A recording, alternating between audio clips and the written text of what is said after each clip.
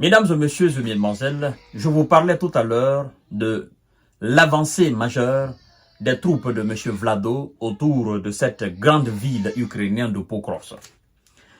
Je dois vous rappeler encore que les 6 derniers jours, le groupement centre des troupes russes a conquis autour de cette ville importantissime 6 villages majeurs.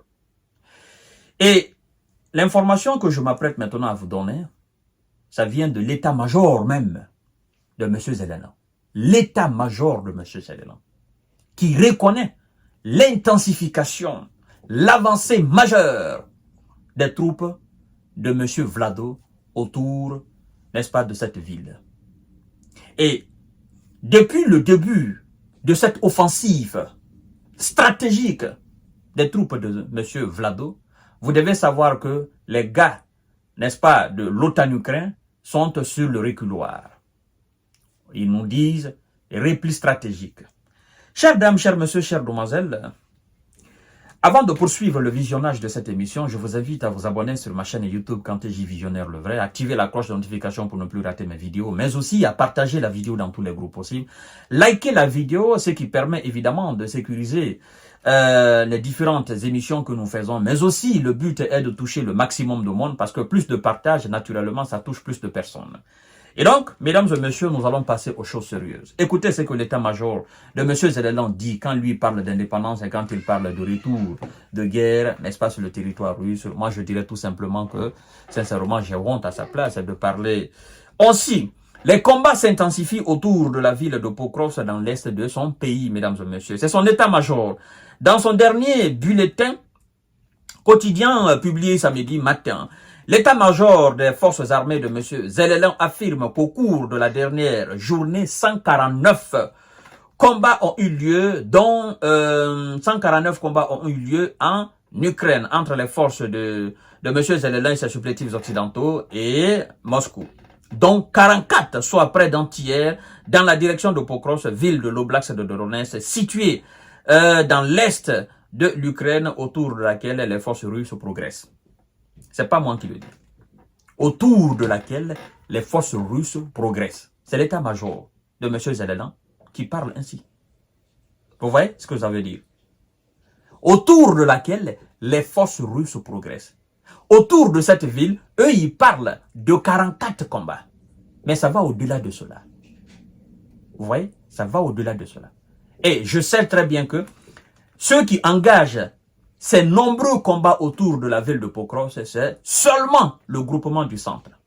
C'est ce groupement du centre qui est en train de mettre la pression, une pression insupportable sur les gars des OTAN ukrainiens qui sont sur le reculoir parce qu'ils ne peuvent pas faire face à ces gens-là. Mesdames et messieurs, dans ce cadre de figure, est-ce que peut-on parler d'une fête d'indépendance? Mais non. Il tente de galvaniser ces gens, mais il sait que c'est une peine perdue. Partagez la vidéo dans tous les groupes aussi, mesdames et messieurs. Toujours dans l'Oblast de Donetsk, les forces russes ont tenté à 11 reprises de s'emparer des positions ukrainiennes dans la zone de Vremivka, près des localités de Vodiane et de Vuhledar. L'armée de M. Zelensky affirme par ailleurs avoir déjoué 16 attaques russes près de la ville de Kourakov. Ça, c'est une autre ville encore. Ça n'a rien à voir avec Pokrovsk. Donc, qu'est-ce que l'état-major fait? L'état-major ne parle pas de la ville de Pokrovsk. Parce que l'état-major dit tout simplement autour de laquelle les hommes de Vlado progressaient.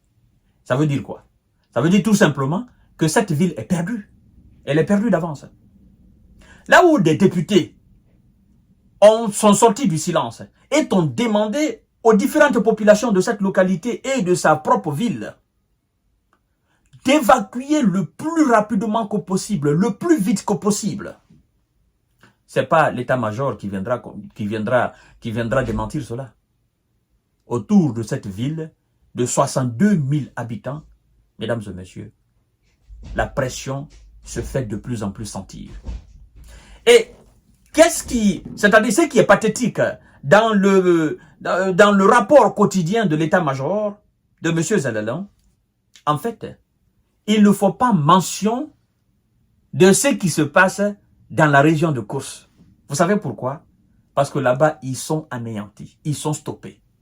Et même les médias propagandistes européens, occidentaux, qui avaient galvanisé ou qui faisaient trop de publications sur cette incursion, ces médias n'ont plus d'informations par rapport à ce qui se passe. Je vais vous dire quelque chose, je vais vous apprendre quelque chose. En fait, dans la stratégie de M. Zelensky et ses supplétifs occidentaux, chaque fois que vous sentez un silence de leur côté par rapport à une zone d'opération, comprenez tout simplement qu'ils sont en grande difficulté là. Sinon, s'ils avancent, qu'ils grignotent du terrain, ils amplifient cela d'une façon démesurée. Mais ça fait maintenant près d'une semaine, je dis bien près d'une semaine, que les discours se font de moins en moins, n'est-ce pas, entendus. Oui, les médias occidentaux parlent de moins en moins, eux-mêmes se posent la question, mais qu'est-ce qui se passe? La progression est lente.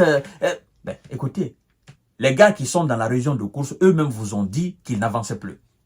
Et M. Zelensky, pour anticiper, n'est-ce pas, le fait que les hommes de Vlado aient stoppé ses propres hommes, qu'est-ce qu'il fait? Il dit, nous avons atteint notre objectif militaire sur le terrain, dans la ville de Kors. L'objectif de M. Zelensky est atteint. En fait, c'est pas qu'ils ont atteint leur objectif, c'est tout simplement ils ont été stoppés. Et aujourd'hui, on est en train de les pourchasser comme du gibier. Donc, ils n'avancent plus. Et ils peuvent plus reculer.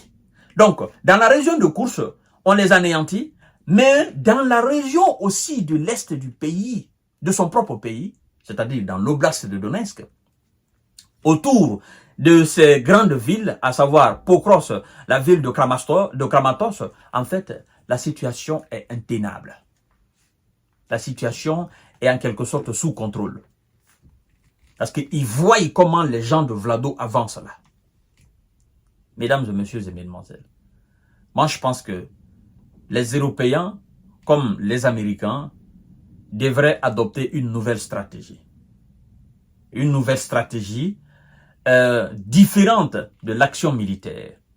Parce que vous savez, on dit souvent que lorsque vous essayez une stratégie, une fois, deux fois, trois fois, quatre fois, 5 fois, jusqu'à 10 fois ça ne marche pas, vous devez vous asseoir et vous poser de très bonnes questions. Pendant plus de combien d'années l'action militaire échoue? Toutes les actions militaires qui ont été initiées par les Occidentaux ont échoué. La contre-offensive a échoué. L'incursion a échoué. Les défenses qu'ils ont mis dans l'est du pays, toutes ces défenses ont été brisées. Tout ce qu'ils ont entamé sur le plan militaire ont échoué face aux troupes russes. Quand c'est comme ça, vous devez changer de stratégie. Vous devez vous poser de très belles questions. Vous devez vous remettre en question pour dire, il faut qu'on change de méthode. Mais comment changer de méthode quand on sait que l'objectif initial de ces Occidentaux est de mettre à genoux militairement la Russie? Pour qu'on dise, ah oui, la force militaire de l'OTAN, la force militaire du bloc occidental a anéanti la force militaire russe. C'est ce qu'ils veulent surtout. C'est ce qu'ils veulent surtout. Mais malheureusement, ils font face à une force qui est incontrôlable, qui est inarrêtable, qui est imbattable. Militairement, qui est imbattable. Par le passé, par le présent, et je crois d'ailleurs que ça sera le cas pour le futur, mesdames et messieurs. Et donc, ils sont aujourd'hui dans une forme d'humiliation. Le fait d'arrêter l'action militaire et de passer par le verbe, c'est-à-dire la parole, la diplomatie, pour eux, ce serait un échec. Parce que le jour qu'ils vont arrêter l'action militaire, ben écoutez, les médias diront, ah, militairement, l'Occident a échoué face à la Russie. Et donc, on comprend mieux que militairement, la Russie est plus forte que l'Occident dans son entièreté. Donc, c'est cette humiliation qu'ils veulent éviter. Ils veulent que l'arrêt de l'action militaire vienne du côté de M. Vlado. Que Vlado décide militairement de dire, bah, écoutez les gars, on arrête maintenant, ça n'est trop.